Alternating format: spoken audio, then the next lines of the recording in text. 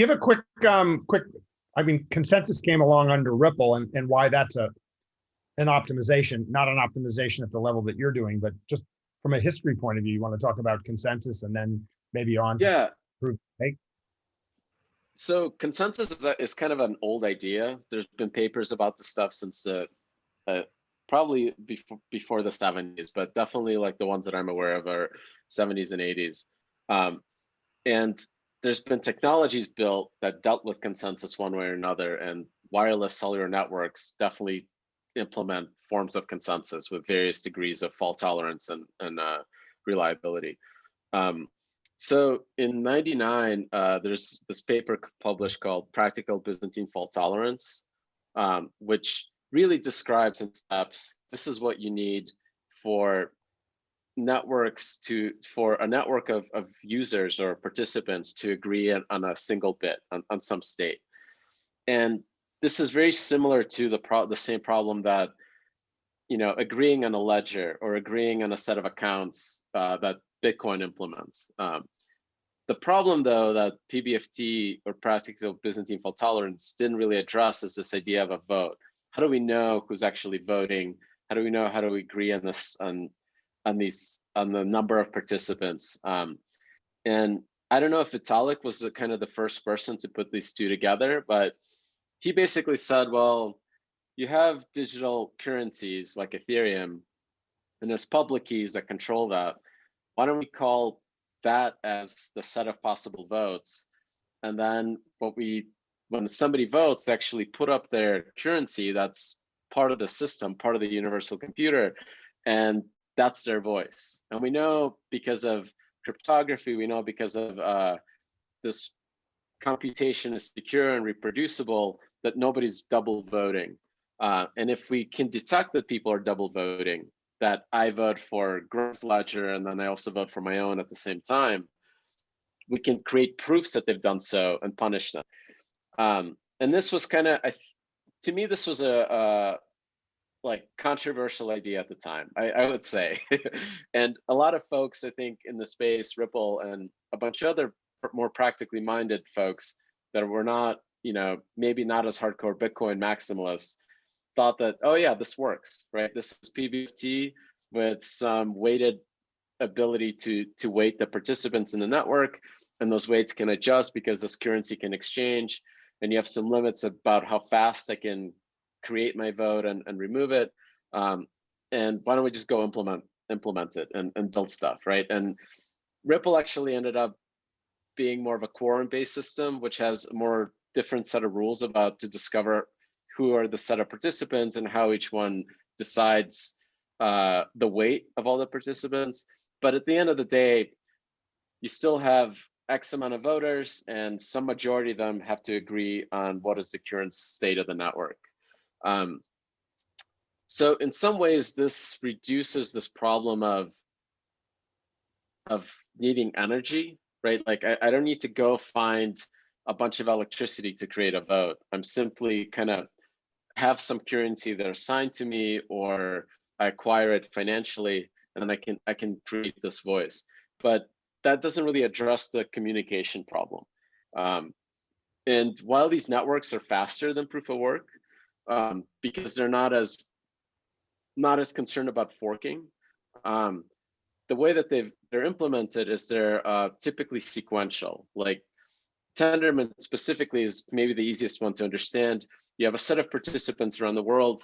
There's a single block producer that says, here's the block, everybody agrees. And there's a certain timeout whether the network agrees on that block or doesn't. And then the next block producer goes. So going back to that radio example, this is not how cellular networks work. So right. I even though I didn't work on radio and wireless protocols at Qualcomm, I was just there long enough that this is just something that I observed through osmosis. And really the first intuitive thing that you can think of is two radio towers transmit at the same time or the same frequency. Why don't we give each tower a clock that's synchronized and they alternate by time? This is beginning to foreshadow this concept of the clock. So like so keep going with your story, because And Yeah. because it is a story, So this, and that's what captivated yeah. me. It's a story.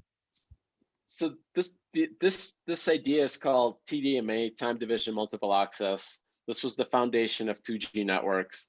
If you remember those, like kind of in mid 90s, they allowed millions of people to talk to each other around the world. And in fact, like CDMA, LTE, 5G, they all still have this TDMA component. You still, the first thing that you do is you alternate by time, and then you do very clever frequency allocation and time allocation and scale this between multiple radio antennas. And it's just more engineering, but at the end of the day, you can't have two things transmit at the same time or the same frequency. You get noise. That idea is still there.